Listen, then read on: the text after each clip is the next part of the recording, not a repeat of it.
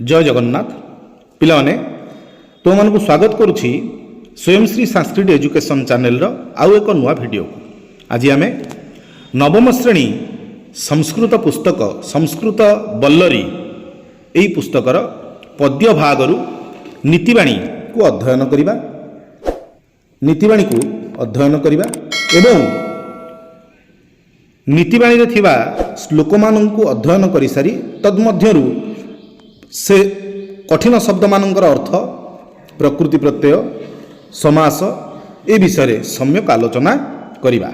तो पिला माने चलो प्रथमे आमे देखि नबा नीतिवाणी उपक्रम देखि नबा कोन देइछि उपक्रम रे सकल प्राणीषु मानवः श्रेष्ठः समस्त प्राणी माननक मध्यरे मनुष्य हेउछि श्रेष्ठ समस्त प्राणी माननक मध्यरे मनुष्य हेउछि श्रेष्ठ प्राणी तथापि समाजे सदा शांति ही न परिलक्ष्यते तथापि समाजरे सबुबले शांति दृश्यमान हेउ नाही शांति परिलक्षित हेउ नाही तत्र कारणम तावत मानवस्य लोभ मोह अविवेकिता चापि तार कारण अरे मनुष्य श्रेष्ठ प्राणी शास्त्र कहूँ मनुष्यत्वं दुर्लभम लोके मनुष्य दुर्लभ संसार रे मनुष्य शरीर दुर्लभ तथापि समाज रे शांति परिलक्षित हेउ नाही तार कारण लोभ मोह अविवेकिता चापी तार कारण होची मनुष्यर लोभ मोह एवं अविवेकिता महापुरुषाः मानव समाजस्य दोषं दृष्ट्वा तेषां दूरीकरणार्थं नीतिवाक्यानि रचयन्ति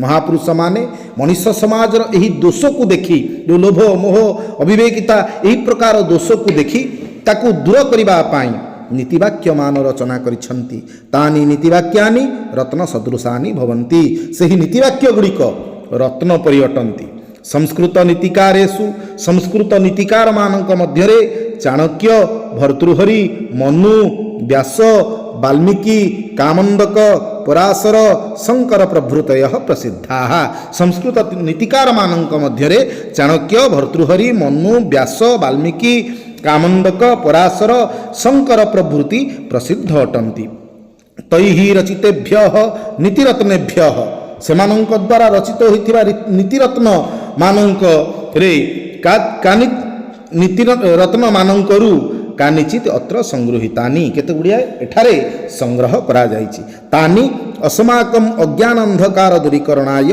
प्रदीपाः इव विभान्ति से गुड़िक आम मानकर अज्ञानर अंधकार को आम मन भितरे हृदय जो अज्ञान रूपक अंधकार अछि ताकू दूर करिबा पई प्रदीप भली कार्य करन्ति क्लियर।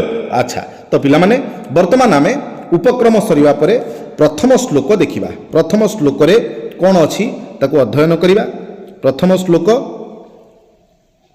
कले जल बिंदु निपातेन क्रमशः पूर्यते घटः सक्रमः सर्वविद्यानां धर्मस्य च धर्मस्य च आउ थरे पिला माने श्लोकटी देखिबा जलबिंदु निपातेन क्रमशः पूर्यते घटः सक्रमः सर्वविद्यानां धनस्य च धर्मस्य च पिला माने प्रथमे श्लोकटी आमे अन्वय को देखिबा अन्वय रे कोन अछि ना अन्वय होछि जलबिंदु निपातेन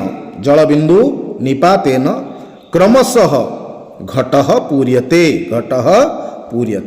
जलबिंदु निपातेन क्रमशः घटः पूर्यते तापर देखिबा सेकंड लाइन रे सर्वविद्यानां धर्मस्य धनस्य च सह क्रमः ये हला पिला माने अन्वय वर्तमान आमे यार शब्दार्थ मान को देखिबा शब्दार्थ कौन अच्छी क्लिष्ट शब्द आ भितर कौन अच्छी क्लिष्ट शब्द अच्छी निपातेन गोटे क्लिष्ट शब्द निपातेन गोटे क्लिष्ट शब्द निपातेन अर्थ कौन ना पढ़िबा द्वारा निपात हवा पढ़िबा द्वारा बुझला।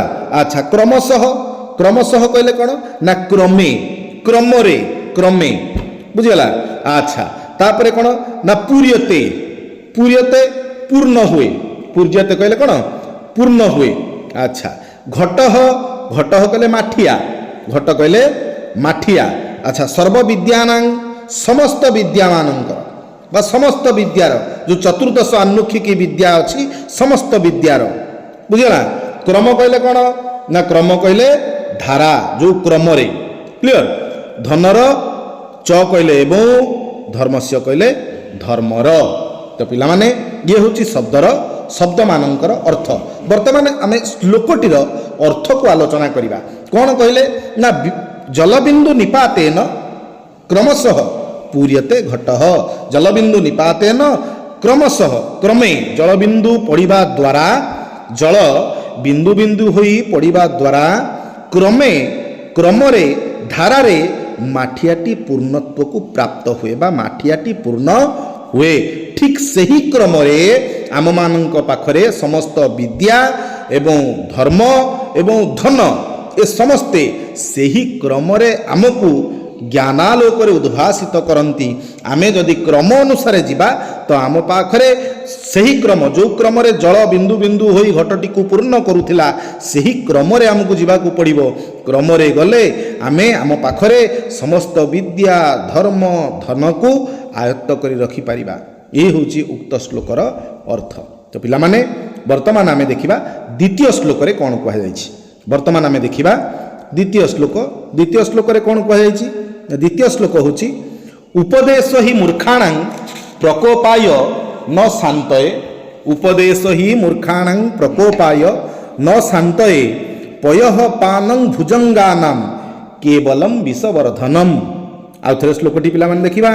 ଉପଦେଶ ହି ମୂର୍ଖାଣାଂ ପ୍ରକୋପାୟ ନ ଶାନ୍ତୟେ ପୟଃ ପାନଂ ଭୁଜଗାନାଂ କେବଲଂ ବିଷବର୍ଦ୍ଧନମ୍। ଶ୍ଲୋକଟି ପିଲାମାନେ ପଢ଼ିଲେ। ବର୍ତ୍ତମାନ ଆମେ ଦେଖିବା ଏହାର ଅନ୍ୱୟ। ଅନ୍ୱୟ କ'ଣ? ଦେଖ ଉପଦେଶ ଉପଦେଶ ଅଛି ଉପଦେଶ ମୂର୍ଖାଣାଂ ଉପଦେଶ ମୂର୍ଖାଣାଂ ପ୍ରକୋପାୟ ଶାନ୍ତୟେ ନ। ବୁଝିଲା ପିଲାମାନେ? ଉପଦେଶ ମୂର୍ଖାଣାଂ ପ୍ରକୋପାୟ ଶାନ୍ତୟେ ନ। ହି ଏଇ ହିଟି ଏଇ ଯେଉଁ ଅଛି ଏଇଠି ଏଇଟା ଦ୍ୱିତୀୟ ଲାଇନକୁ ଆସିବାରି ହି ପୟଃ ପାନଂ ଭୁଜଙ୍ଗାନାଂ ପୟଃ ପାନଂ ଭୁଜଙ୍ଗାନାଂ କେବଲଂ ବିଷବର୍ଦ୍ଧନମ୍। ତ ଅନ୍ୟ ପିଲାମାନେ କ'ଣ ଜାଣିଲେ ନା ଉପଦେଶ ମୂର୍ଖାଣାଂ ପ୍ରକୋପାୟ ଶାନ୍ତୟେ ନ ହି ପୟଃ ପାନଂ ଭୁଜଗାନାଂ କେବଲଂ ବିଷବର୍ଦ୍ଧନମ୍। ଇଏ ହେଉଛି ଅନ୍ୱୟ। ଆଚ୍ଛା ପିଲାମାନେ ବର୍ତ୍ତମାନ ଆମେ ଦେଖିବା କ୍ଲିଷ୍ଟ ଶବ୍ଦ। ଉକ୍ତ ଶ୍ଲୋକରେ କ୍ଲିଷ୍ଟ ଶବ୍ଦ କ'ଣ ଅଛି? ଦେଖ ଉପଦେଶ କହିଲେ ତୁମେ ଜାଣିଛ ଉପଦେଶ। ମୂର୍ଖାଣାଂ ମୂର୍ଖାଣାଂ କହିଲେ ମୂର୍ଖମାନଙ୍କର ପ୍ରକୋପ କହିଲେ କ'ଣ? ପ୍ରକୋପାୟ ନା ରଗେଇବା ପାଇଁ ପ୍ରକୃଷ୍ଟ କ୍ରୋଧ ନିମନ୍ତେ ରାଗିବା ପାଇଁ ରଗେଇବା ପାଇଁ। ନ କହିଲେ ନାହିଁ ନୁହେଁ। ଶାନ୍ତୟ କହିଲେ ଶାନ୍ତି ଅର୍ଥରେ ଶାନ୍ତୟ ଶାନ୍ତି ନିମନ୍ତେ। କ୍ଲିଅର? ଆଚ୍ଛା ଶାନ୍ତି ଅର୍ଥରେ। ତାପରେ ପୟଃ ପାନଂ ଭୁଜଙ୍ଗାନାಂ କେବଲଂ ବିଷବର୍ଦ୍ଧନମ୍। ପୟଃ କହିଲେ ଦୁଗ୍ଧ, ପାନಂ କହିଲେ ପିଆଇବା ବା ପିଇବା, ଭୁଜଙ୍ଗ କହିଲେ ସାପମାନଙ୍କର, ଭୁଜଙ୍ଗାନାಂ ସର୍ପମାନଙ୍କର କେବଳ ବିଷବର୍ଦ୍ଧନ ପାଇଁ। କେବଳ ବିଷବର୍ଦ୍ଧନ ପାଇଁ। ଆଚ୍ଛା ବର୍ତ୍ତମାନ ଉକ୍ତ ଶ୍ଲୋକର ଆମେ ଅର୍ଥ ଆଲୋଚନା କରିବା। ଉକ୍ତ ଶ୍ଲୋକର ଅର୍ଥ ଆଲୋଚନା କରିବା। ଉକ୍ତ ଶ୍ଲୋକର ଅର୍ଥ ଉପଦେଶ ମୂର୍ଖମାନଙ୍କ ହୃଦୟରେ ବା ମନରେ କ୍ରୋଧ ନିମନ୍ତେ ଉଦ୍ଦିଷ୍ଟ ହୁଏ। ଯଦି ଆମେ ଜଣେ ମୂର୍ଖକୁ ଉପଦେଶ ଦେବା ତ ସେ ନିଶ୍ଚିତ ଭାବରେ ଆମ ଉପରେ ରାଗିଯିବ। ଚୋରକୁ ଯଦି କହିବା ଚୋରି କରନି ତାହେଲେ ସେ ଆମ ଉପରେ ରାଗିବ, ଆମ ଉପରେ କ୍ରୋଧ ପ୍ରକାଶ କରିବ। କାରଣ ତାର ଯାହା କରିବା କଥା ସେ ତାକୁ ସମ୍ପାଦନ କରୁଛି। ଆମେ ଯଦି ତାକୁ ଉପଦେଶ ଦେବା ତ ସେ ଉପଦେଶକୁ ସେ ଗ୍ରହଣ କରିବ ନାହିଁ, ତା ଆମ ଉପରେ ସେ କୋପ କରିବ, ରାଗିବ। ଉପଦେଶ ମୂର୍ଖମାନଙ୍କର ମନରେ କ୍ରୋଧ ନିମନ୍ତେ କ୍ରୋଧ ସୃଷ୍ଟି କରେ, ନ ଶାନ୍ତି ଅର୍ଥାତ୍ ଶାନ୍ତି ସୃଷ୍ଟି କରେ ନାହିଁ, ତାଙ୍କୁ ଶାନ୍ତି ପ୍ରଦାନ କରେ ନାହିଁ, ତାଙ୍କ କ୍ରୋଧକୁ ବଢ଼ାଏ। ଯେହେତୁ ଗୋଟେ ଉଦାହରଣ ଏଠି ଦେଲେ, ଯେହେତୁ ପୟଃ ପାନଂ ଭୁଜଙ୍ଗାନାଂ କେବଲଂ ବିଷବର୍ଦ୍ଧନମ୍ ଗୋଟେ ଉଦାହରଣ ଦେଲେ, ଦୁଗ୍ଧପାନ ସର୍ପମାନଙ୍କର, ଯେତେ ଦୁଧ ପିଆଇଲେ ବି ଆମେ କ୍ଷୀର ପିଆଇଲେ ମଧ୍ୟ ସର୍ପମାନଙ୍କର କେବଳ ବିଷ ହିଁ ବର୍ଦ୍ଧନ ହୋଇଥାଏ, ସେ ବିଷ ଅମୃତତ୍ୱକୁ ପ୍ରାପ୍ତ କରେ ନାହିଁ। ଠିକ୍ ଯେଉଁଭଳି ମୂର୍ଖମାନଙ୍କୁ ଉପଦେଶ ଆମେ ଦେଲେ ସେ କ୍ରୋଧ ପ୍ରକାଶ କରନ୍ତି, ରାଗିଯାଆନ୍ତି, ଶାନ୍ତ ହୁଅନ୍ତି ନାହିଁ, ଠିକ୍ ସେଇଭଳି ଏ ସର୍ପମାନେ ମଧ୍ୟ ଦୁଗ୍ଧପାନ କଲେ କ'ଣ ହୁଏ ନା ତାଙ୍କର ବିଷ ବଢ଼େ ସିନା କିନ୍ତୁ ବିଷ କମେ ନାହିଁ ବା ସେ ବିଷ ଅମୃତତ୍ୱକୁ ପ୍ରାପ୍ତ କରେ ନାହିଁ। ତ ପିଲାମାନେ 2 ନମ୍ବର ଶ୍ଲୋକର ଅର୍ଥ ଆମେ ଜାଣିଲେ। ବର୍ତ୍ତମାନ ଆମେ ଦେଖିବା 3 ନମ୍ବର ଶ୍ଲୋକ। 3 ନମ୍ବର ଶ୍ଲୋକରେ କ'ଣ ଦେଇଛି ଦେଖିବା। 3 ନମ୍ବର ଶ୍ଲୋକ ହେଉଛି नारिकेल समाकारा दृश्यन्ते अपि हि सज्जनाः अन्ये बदरिकाकारा बहिरेव मनोहराः। आउ थरे श्लोकटी देखिबा। नारिकेल समाकारा दृश्यन्ते अपि हि सज्जनाः अन्ये बदरिकाकारा बहिरेव मनोहराः बहिरेव मनोहराः। अच्छा तो पिला माने वर्तमान आमे 3 नंबर श्लोकर अन्वय को देखिबा। 3 नंबर श्लोकर अन्वय को देखिबा। कौन देखिबा ना अन्वय आमे जतबेले सजाइबा श्लोकटी को सेतबेले प्रथमे आमे पाइबा सज्जनाः। सज्जनाः अपि एडी दृश्यन्ते अपि अछि ना, दृश्यन्ते युक्त अपि दृश्यन्ते अपि अछि संधिपद। तो सज्जनाः अपि नारिकेल समाकारा नारिकेल समाकाराः दृश्यन्ते। सज्जनाः अपि नारिकेल समाकारा दृश्यन्ते। ये जो ही ये पळे आसीबो पछुकु ही अन्ये बदरिकाकाराः